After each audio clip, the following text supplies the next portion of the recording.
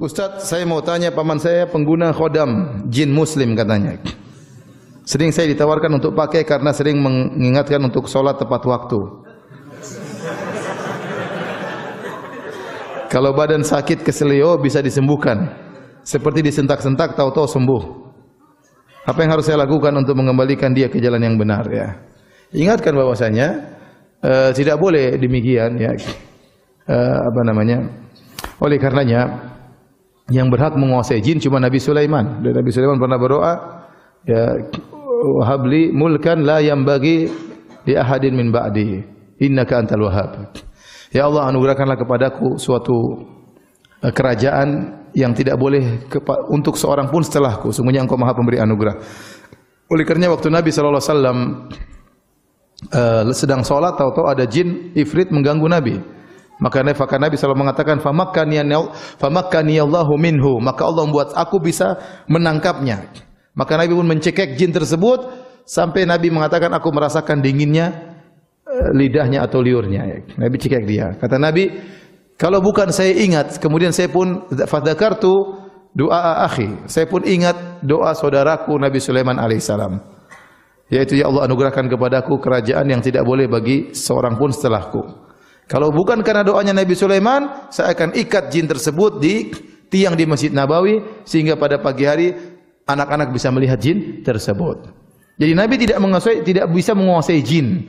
Kenapa? Karena doa Nabi Sulaiman tidak boleh ada seorang pun menguasai jin kecuali Nabi Sulaiman alaihissalam. Makanya Nabi dalam banyak kegiatan, dalam perang Uhud, dalam perang Badar, Nabi tidak pernah pakai pasukan jin. Ya, padahal ada jin-jin yang masuk Islam. Jin mungkin sakti, tapi Nabi tidak pernah, karena tidak boleh bagi Nabi sallallahu alaihi wasallam. Yang boleh punya anak buah jin cuma siapa? Nabi Sulaiman. Yang kedua, Nabi Sulaiman waktu punya anak buah jin, mereka ditundukkan oleh Allah kepada Nabi Sulaiman. Tidak ada namanya pemberian mahar, tidak ada namanya kasih makan jin, tidak ada namanya ada syarat dan macam-macamnya. Nah, kebanyakan orang yang punya khodam-khodam ini pasti ada persyaratan. Contoh, saya punya kawan cerita, ya. Orang tuanya atau kakeknya punya keris. Keris itu sakti, tapi dia ada perawatan. Harus diinapkan, harus diinikan, harus dikasih apa. Ya, baru keris tersebut bisa berfungsi. Nah, saya khawatir orang yang punya khodam-khodam gini, dia pasti punya mahar atau pembayaran tertentu. Dan itulah nilai kesyirikan di situ. Ya. Makanya dalam Al-Quran Allah mengatakan, ya ma'syaral jinni qad istakthartum minal ins. Wa qala awliya'uhum minal insi rabbana istamta'a ba'duna bi ba'din. Ya. Tatkala Allah berkata, wahai ma'syaral jin, wahai jin sekalian, sungguhnya kalian telah menyesatkan banyak manusia. Maka berkatalah wali-wali mereka dari kalangan manusia, ya Rabb kami, sungguhnya kami telah saling menyenangkan di antara kami. Jin menyenangkan manusia, manusia menyenangkan jin.